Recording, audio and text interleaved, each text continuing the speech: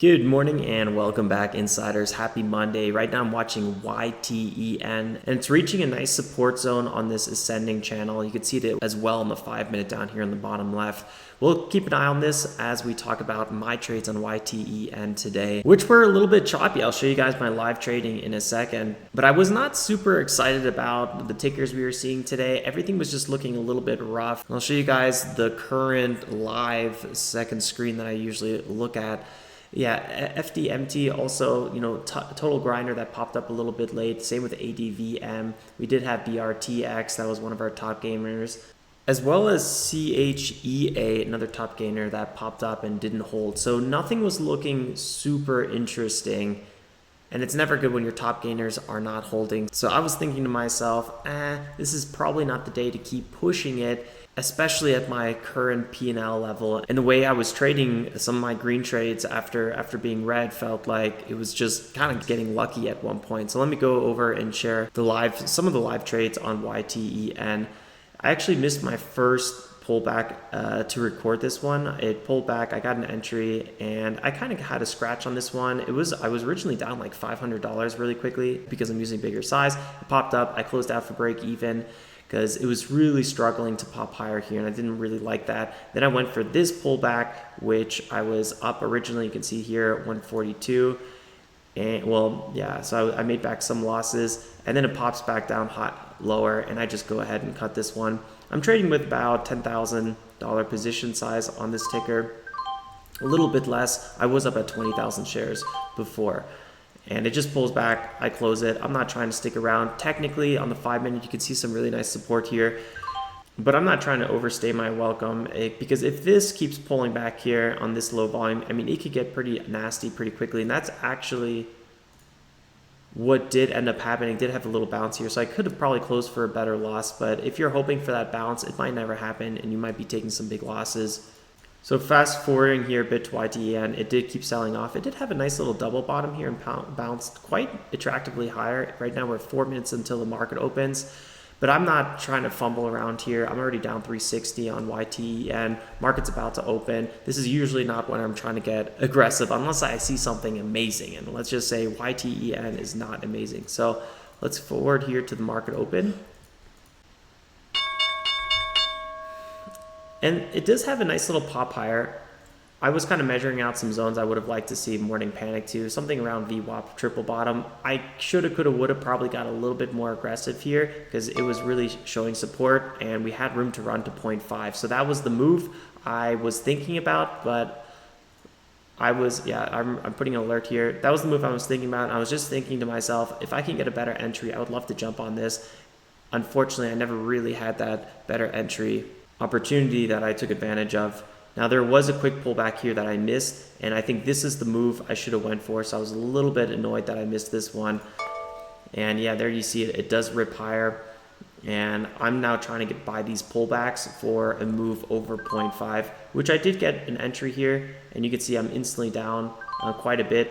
And then it pops up randomly and I quickly get out and I'm just like, whoa, what was that? That was hectic. Let's just replay that really quickly. So I had a limit order that got filled when it randomly pulled back, and I go ahead and place a sell order near the top, and randomly the price pops back up and I just get filled. I make 190 roughly on that trade.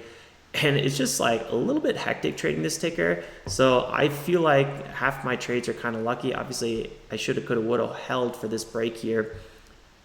But when you're somehow red and all the tickers are not really looking that great and they're not doing exactly what you want, I do feel like it's probably not the time to get super aggressive. And that's kind of how I was feeling with YTEN. And here I am drawing this channel out. This is exactly the same channel that is still here. So we bounced off that nicely. It looks like we might break lower. Volume's really light right now. So a little bit tricky to want to keep trading that. So now we're looking like we might break out of here. We do have a bit of a triple top, but also potential flat top breakout. So I'm kind of like thinking to myself, okay, there's probably a chance that it's going to break out even if it doesn't hold. So that's what I want to be going for right now. And I do place a kind of conservative limit order, and only because it just has these really strong pullbacks all the time. And this actually did end up being to my advantage here, where it actually does pull back quite aggressively. So I think I could fill somewhere here. I'm looking for that 5,000 starter share size. I pulled back a little bit lower, but I missed my entry. And let me go back here. This is where I chased a little bit, place limit orders. It does pull back again after breakouts. I don't want to buy this ticker too high. Any ticker that's really wicky, you don't really want to buy too high because it usually gives you an opportunity to enter again. So now I'm looking for that break of 525. And at this point, I should have been a little bit more pause off and let the trade work. But I was a little bit sketched out here because I had so many failed attempts higher. But yeah, if I just let this trade work a little bit more, I could have been... This trade right here could have put me really nicely green on the day. Not like a lot, maybe like $300, which is not a lot, but I think for a day like today, it would have been pretty solid, I would say. Not necessarily with the bigger size, but just in general. But man, you could see how many attempts this thing has to hold and continue. And it's really, really tough to trust this ticker. I did try to let my last position size hold for a move to 55, and that didn't work. And this ticker just going forward didn't really hold. And now we have FDMT popping up. So I go in with a starter size. I think my mistake here on FDMT was that I thought it wouldn't stop pulling back. So I actually moved my ticker higher. And then it finally does do the pullback that I thought it would. And then I'm down not that much. And I should have been getting more aggressive here. I think at this point, I have low conviction in the tickers that we're seeing today. And when you have such low conviction, sometimes you start fumbling with your trades. They're looking a little bit more messy than they should. Because now I'm thinking, oh man, this is just going to sell off. So, I just start stopping out for no reason. And it actually does end up popping higher. So like I had the right idea, bad execution. And now I'm in this kind of fumbling mode and getting back, not necessarily green on the day, but getting back to break even on the day already felt like I was in a way lucky. And you never want to feel like your trading is lucky. You want to feel like you're in the driver's seat, really nailing the moves, feeling like you could even be using bigger size. And today, I didn't feel any of that. So I don't feel like there is a point to stick around. So here you see my trades.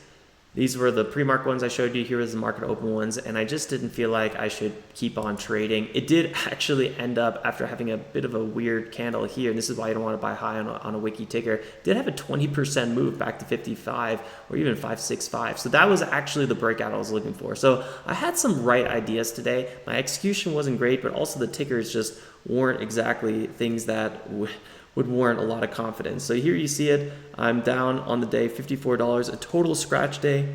My swings are doing a little bit worse, but that's fine. They go up and down, and they're longer holds. So not a topic for this video. If you want another video on my swing trades, I'll be happy to do so. I have a video on my Pfizer, and I don't have a video on my Unity, but I'd be happy to do that if you guys are interested. Let me know in the comments below.